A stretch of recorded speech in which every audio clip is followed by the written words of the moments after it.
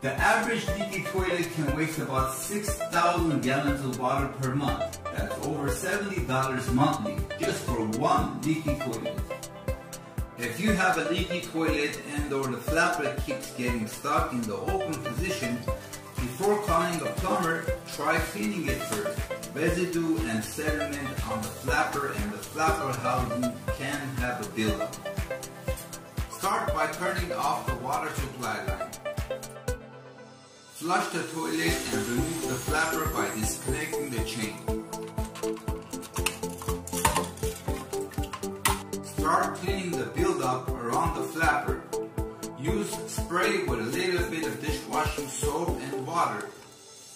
Avoid using harsh chemical cleaners as they can cause your flapper to degrade.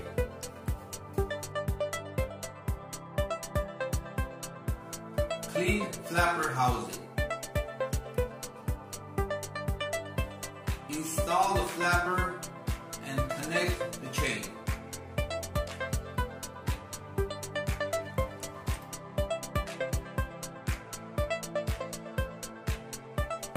Turn on the water